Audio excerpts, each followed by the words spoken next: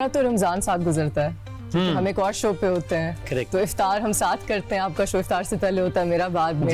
रोजाना मुलाकात होती है। I want to know about your early childhood. आप कराची से हैं क्योंकि आपकी उर्दू बड़ी खालिस है, बड़ी खूबसूरत उर्दू है। सब कराची से अपने चाइल्डहुड के बारे में बताएं, आप कहाँ पले बड़े, कहाँ पढ़ाई की? हाँ, वैसे घर में अलग अलग ज़बानें बोली जाती है, लेकिन हाँ, मैं कराची की ही पैदाइश है। अच्छा। और उर्दू की बड़ी इंटरेस्टिंग कहानी है। मैं शुरू में 5वीं 6ठी क्लास तक जिस सब्जेक्ट में सबसे ज़्यादा कमज़ोर था वो उर्दू था। नहीं कि एक ही सब्जेक्ट से मैं स्ट्रगल करता था। हाँ, उर्दू में आप? हाँ, अच्छा, शुरू।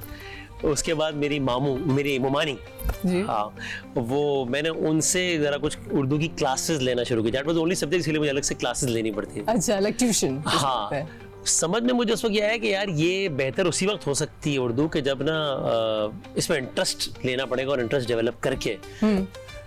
तो बस वहां से जो शौक पैदा हुआ उर्दू का, तो जब तक मैं 9वीं 10वीं क्लास में आया था तब तक फिर उर्दू सॉलिड हो गई हो गया था। माशाल्लाह। अच्छा। तो ये जर्नलिज्म में आप कैसे आए?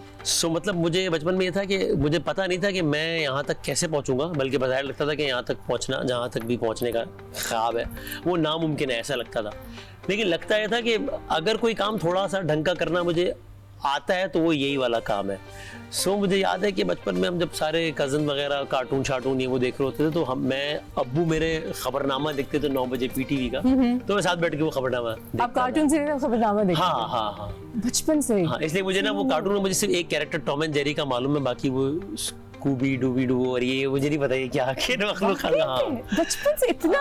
हाँ, वो एक देख अब्बू के साथ। That's why you're here where you are, माशाल्लाह, वहीं से पैशन डेवलप होना चाहता है। So अगर आप यही एडवाइस किसी यंगस्टर जो आपको देख रहा हो, जो वसीम बादामी का बहुत बड़ा फैन है, उन्होंने बड़े होकर वसीम बादामी जैसा बनना है, कोई एडवाइस देंगे आप? एक एडवाइस भी दूंगा, एक शिकवा भी करूंगा यंगस्टर्स से। ये आई अंडरस्टैंड कि हार्ड वर्किंग और स्मार्ट वर्किंग में फ़र्क होता है, और आजकल के ज़माने के लिहाज से स्मार्ट वर्किंग वाली भी अप्रोच अपनानी चाहिए। लेकिन ना मुझे लगता है कि आजकल जितने भी लोगों से मेरा इंटरेक्शन होता है, मैंने एक कोर्स भी पढ़ाया है मीडिया के हवाले से, तो वहाँ भी स्टूडेंट्स से डायरेक्ट इंटरेक्शन हुआ। मैंने ज़ैबिस से मैंने पढ़ा भी और ज़ैबिस में मैंने पढ़ाया भी है। Professor, we should call you professor. Professor साहब बताइए। तो बट अब वो सारे स्टूडेंट्स नाराज हो जाएंगे कि क्या बोल रहे हैं आप। लेकिन मुझे ना, यानी मैं उनकी जगह जब बैठा, मैं जब उनको पढ़ा रहा होता था या अपने एक्सपीरियंसेस शेयर कर रहा होता था ना, तो मैं सोचता था कि यार अगर मैं इनकी जगह होता और मुझे अपॉर्चुनिटी मिली होती कि मेरा टीचर कोई भी है, वसीम बादामी नहीं, कोई भी ऐसा बंदा होता जो इस फील्ड का बंदा होता, तो मैं तो ना सवाल पूछ के और उसका दिमाग खा के ना उसकी जिंदगी आराम कर देता उस टीचर की, क्योंकि इतनी अच्छी अपॉर्चुनिटी है। लेकिन वो वाला पैशन है नहीं। जितना पैशन मुझे नजर आता है ना यंगस्टर्स में, ऑफ कोर्स जब मैं बात कर रहा हूँ यंगस्टर्स की, तो मैं 100% बात नहीं कर रहा, एक्सेप्शंस होते हैं, लेकिन जनरली वो पैशन सारा ये कि हमें ये अचीव करना है, अचीव करने का पैशन है कि ये मिल जाए। लेकिन भाई क्राफ्ट से मोहब्बत नहीं है। वो है ना मुहावरा, भाई जन्नत में जाने के लिए मरना तो पड़ेगा ना पहले। ऐसे तो नहीं चलेगा।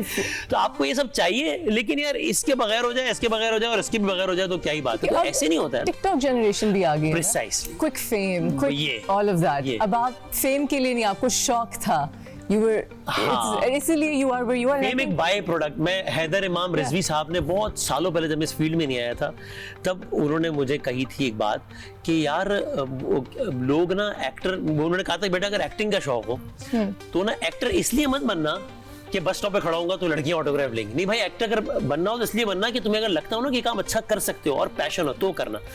तो आजकल ज्यादा चक्कर ये मेरा ख्याल है कि वो सब अचीव करना है, लेकिन ये सारी ख्वारी नहीं करनी, पैशन की कमी है। तो यही एक शिकवा भी है और फिर यही एक एडवाइस भी है कि भाई कोई शॉर्टकट नहीं है, अपने हिस्से की मेहनत तो करें ना यार, जान तुम्हारा। I think that's excellent advice।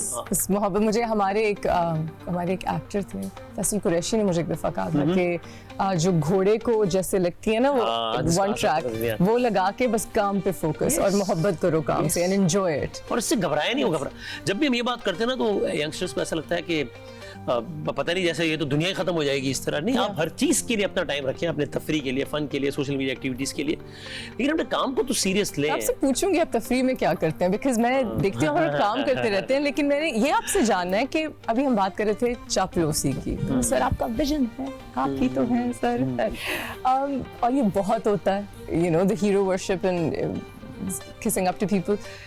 you are known for not doing that. आप बहुत टफ और वाइटल और सच्चे सवाल पूछते हैं. आप लाइन कहाँ ड्रॉ करते हैं कि ये सवाल नहीं पूछना या इसके आगे नहीं जाना? Okay, How do you decide that? सो मैं कोशिश ये करता हूँ खास में करंट अफेयर्स के शो में कि लाइन जो आपने कहा ना ड्रॉ करने, वो ये कि मैं सोचता हूँ कि अगर मेहमान की जगह पे मेरा अपना कोई फैमिली मेंबर बैठा हो, मेरे वालिद बैठे हो, तो क्या ऐसा सवाल होगा कि जहां पर उनको लगेगा कि यार अब ये मुझसे सवाल नहीं हो रहा, ये मेरी बेइज्जती हो रही है, वो सवाल फिर मैंने नहीं करना. सो अगर मेरे वालिद साहब भी या मेरा कोई फैमिली मेंबर भी if he chooses to be a politician, तो फिर मेरे पास हर राइट है उनसे ग्रिलिंग टाइप का सवाल करने का कि आप पर ये अगर ये इल्जाम है ये हुआ. लेकिन कोई भी ऐसी लाइन क्रॉस करने का, मेरी पॉलिसी स्टेटमेंट ये कि decency should never be compromised. I have all the right कि मैं आपसे हर तरह का सवाल पूछूं बदतमीजी किए बगैर. तो एक करंट अफेयर्स के शो में एक ये वाली लाइन होती है, और जो क्रिकेट का शो होता है हर लम्हा पुरजोर, जिसमें सालों पहले आप भी आई थी, तो उसमें मेरी कोशिश होती है कि कोई भी कम से कम जाती नौयत का सवाल ना, पर्सनल लेवल का सवाल जी, वो या तो मैं नहीं करता हूँ, या अगर मैंने किसी से भी कभी कोई जाती नौयत का सवाल किया है जिसका ताल्लुक खास उस बंदे की जात से है जी, तो मैंने पहले उससे पूछा है शो से पहले कि यार मैं ये बात करना चाहता हूँ, are you okay with it. यहाँ तक कि इकरार इज अ डियर फ्रेंड ना, तो मतलब सुबह शाम साथ. वो भी जब एक दफा शो में आया और मुझे उससे उसकी जात से मुतालिक सवाल करना था, तो मैंने उससे शो से पहले पूछा कि यार क्या मैं ये सवाल कर सकता हूँ, are you okay with it.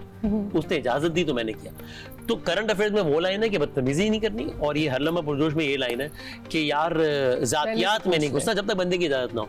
शान रमजान में ये लाइन है कि भाई पीस, हार्मनी, ये सब प्रमोट करना है. छोटे छोटे जो डिफरेंसेस हैं उनको नहीं वो करना. लोग कितना खुश होते हैं आपका शो. अल्हम्दुलिल्लाह, माशाल्लाह, रमजान इतना खूबसूरत गुजरता है. I think that's excellent. और लोग सेफ और कंफर्टेबल फील करते हैं आपके शो में आने से, किसी भी शो में, व्हिच आई रियली अप्रिशिएट. मैं कीप इट लाइक दिस इंशाल्लाह. इंशाल्लाह, आमीन. May Allah do the same for me. इलाही आमीन भाई, और इंशाल्लाह. अच्छा, मुझे बताएं कि आपने बात की एक्सटर्नल प्रेशर्स की और कुछ डेंजर्स की, राइट, जो कि that come with being brave. So आप उनको कैसे डील करते हैं? Because एक आप you deal with a lot of powerful people and you ask a lot of tough questions, और ये चापलूसी का मुल्क है, and when you don't do that and your life can be in danger, how does your family, आपकी family कैसे react करती है इस चीज़ पे, और आप कैसे रिएक्ट करते हैं और फिर अगले दिन दोबारा जाके शो करते हैं? करेक्ट. एक तो दो चीजें, बहादुरी में और बेवकूफ़ी में भी फर्क होता है. तो आपको ये भी, यानी जो भी हमारी फील्ड है हम सब की, मुझे लगता है कि ये एक टेस्ट मैच है, ये T20 नहीं है. तो इसमें आपने पिच पे खड़े रहना है, आपने बोल्ड नहीं होना. बोल्ड हो जाएंगे तो आपको पवेलियन वापस जाना पड़ेगा. तो आप ये भी ना करें कि आप छक्का मारने के चक्कर पे 2 बॉलों पे छक्के मारे, तीसरे में बोल्ड हो जाए और इनिंग्स ही खत्म हो जाए. कोशिश होनी चाहिए खड़े रहो, रन बनते रहेंगे.